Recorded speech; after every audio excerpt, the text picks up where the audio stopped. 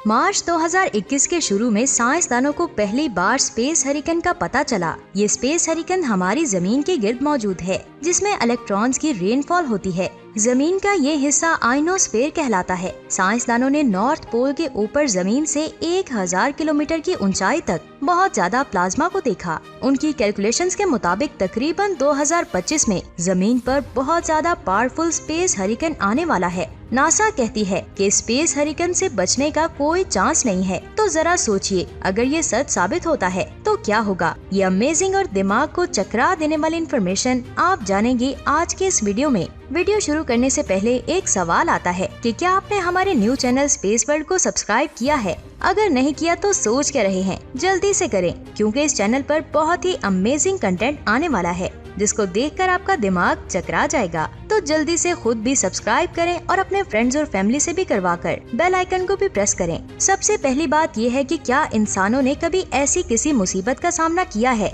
यहाँ मैं आपको बता दूं कि साइंसदानों ने 2014 में स्पेस हरिकेन प्लाज्मा को पहली दफा हवा के ऊपर वाले एटमॉस्फेयर में देखा और अमेरिका ने उस दिन नेशनल लेमोनेड डे मनाया था। लोगों ने उस दिन ऐसी किसी न्यू और गैर मामूली चीज को नोटिस नहीं किया और ये स्पेस हरिकेन हमें मालूम हुए बगैर ही गुजर गया। यहाँ सवाल ये है कि हमें 2025 में होने वाले स्पेस हरिकेन से क्यों डरना चाहिए? अगर लेमोनेड को सिरप डालकर पीने के लिए टेस्टी बनाया जा सकता है, तो स्पेस हरिकेन के वाक़या होने के लिए कोरोनल मैस इंजेक्शंस का होना जरूरी है। ये सारी बात सोलर फ्लेयर के बारे में है। सूरज की नॉर्मल एक्टिविटी के दौरान ये बहुत से चार्ज पार्टिकल्स को खारिज करता है और ये पार्टिकल जमीन तक तकरीबन 2 से 4 दिनों में पहुंचते हैं। हमारी जमीन की मैग्नेटिक फील्ड इन पार्टिकल्स को रोकती है। अगर मैग्नेटिक फील्ड की ये प्रोटेक्शन ना होती तो ये फ्लेयर्स हमें जलाकर राख कर देती और एक एनवायरमेंटल डिजास्टर होता। ये जंगलों और हर जिंदा चीज को जलाकर राख कर देती। लेकिन अगर ये चार्ज पार्टिकल्स फट जाएं, तो ये इलेक्ट्रॉनिक्स को बहुत ज्यादा नुकसान पहुंचाएंगे।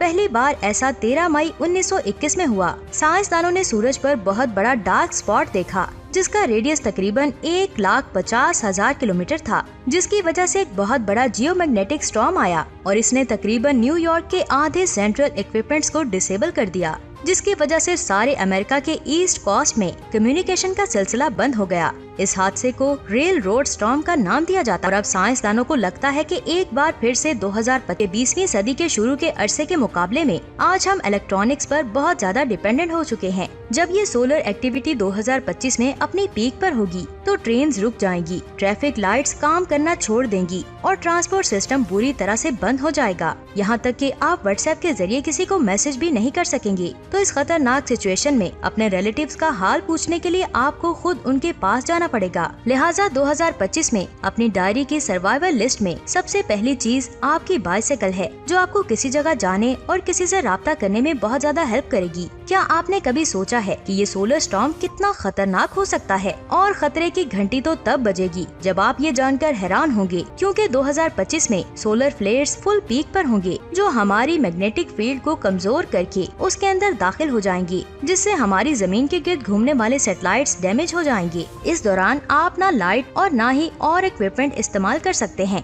क्योंकि ये तमाम चीजें बंद हो जाएंगी, क्योंकि सोलर स्टॉर्म की पावर एनर्जी इतनी ज्यादा होगी कि इसको पूरी दुनिया 10 लाख सालों तक यूज कर सकती है और इसकी पावरफुल एनर्जी को जमीन पर मौजूद कोई भी इक्विपमेंट जैसे कि फ्रिज, टीवी या और भी इलेक्ट्रॉनिक्स की चीजें बर्दाश्त नहीं कर पाएंगी और डैमेज हो जाएंगी। ये सोलर स्टॉर्म की तबाही की छोटी सी निशानी होगी। 13 मार्च 1989 के जियोमैग्नेटिक स्टॉर्म में, जिसको क्यूबेक पावर ब्लैक आउट भी कहते हैं, उसने कनाडा के सूबे क्यूबेक के एनर्जी सिस्टम में बहुत ज्यादा तबाही मचाई थी। इसने पूरी दुनिया में हाई फ्रिक्वेंसी वाले रेडियो लिंक्स को तबाह कर दिया था और इसने न्यूक्लियर पावर प्लांट में इलेक्ट्रिकल ट्रांसफार्मर्स को भी तबाह कर दिया था। और इस तूफान की वजह से आपको आसमान पर एरोरास नजर आएंगी। ये बहुत ही खूबसूरत नजारा होगा। सोलर स्टॉर्म्स की वजह से पूरी दुनिया में बिजली नहीं होगी, तो इस सिचुएशन से बचने के लिए सबसे पहले आपने घबराना नहीं है। उसके बाद आपने ये सोचना है कि आप खाएंगे क्या, क्योंकि खाने के बगैर आप जिंदा नहीं रह सकते। बिजली ना होने की वजह से हर इलेक्ट्रॉनिक की चीज जैसे कि माइक्रोवेव ओवन, फ्रिज वगैरह बंद हो जाएंगी और फ्रिज में पड़े आपके खाने भी खराब हो जाएंगे। लिहाजा अपने सर्वाइवल लिस्ट में कैंड फूड और बेबी फूड भी शामिल शामिल कर लें, चाहे आपके बच्चे ना भी हो तब भी, क्योंकि बेबी फूड में बहुत ज्यादा न्यूट्रिशंस होते हैं जो आपको बहुत ज्यादा फायदा देंगी। और आपके पास मैच बॉक्स होना चाहिए ताकि आप आग जलाएं और बारबेक्यू एंजॉय करें। लेकिन 2025 में हमारे लिए क्या है? मसला ये है कि हम में से कोई भी ग्लोबल स्पेस वार्निंग्स को सीरियस नहीं लेता, ना ही कोई इस बारे में परेशान होता है, क्योंकि साइंसदानों ने पेशेनगोई करने में बार बार मिस्टेक्स की हैं। 2011 में साइंसदानों ने एलियन कॉमेट को 2012 में नाइबिरू के साथ टकराने की पेशगोई की थी, लेकिन ये नहीं हुआ। कैटलिन डर्कोविच, जो यूएस प्रेसिडेंट की स्पेशल असिस्टेंट थी, वो घबराई हुई थी और उसने कहा कि लोग इसको एक हॉलीवुड फिक्शन ही समझ रहे हैं। साइंसदान इस बात से एग्री करते हैं। इस दौरान बहुत सी डेवलपमेंट्स काम करना बंद कर देगी।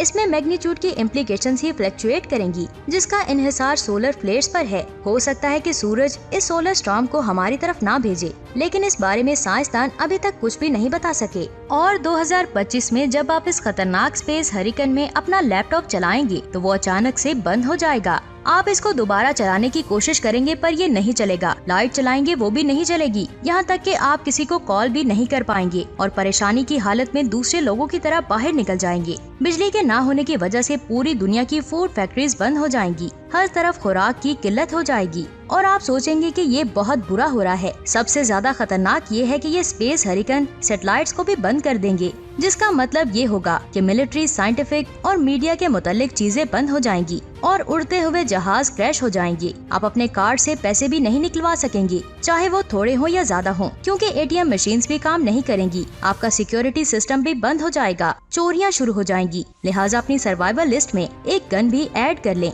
ताकि आप अपना डिफेंस कर लें।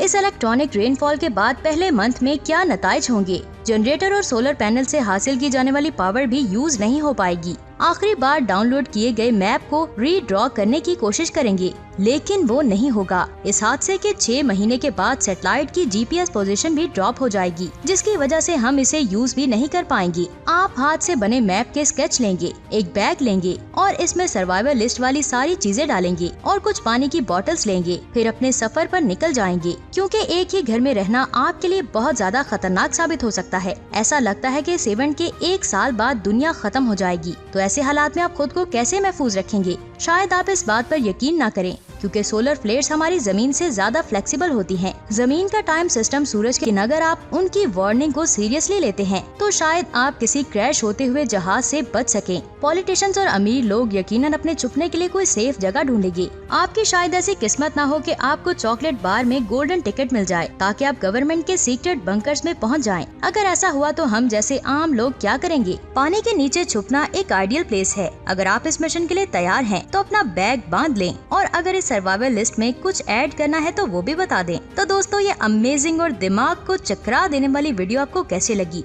अगर अच्छी लगी तो लाइक करना तो बनता है। लाइक करने के साथ साथ अपने दोस्तों के साथ भी शेयर करें और अगर आपने हमारे चैनल स्पेस वर्ल्ड को सब्सक्राइब नहीं किया तो जल्दी से सब्सक्राइब करें और बेल आइकन को प्रेस करें। अपना बहुत सारा ख्याल रखें। खुदा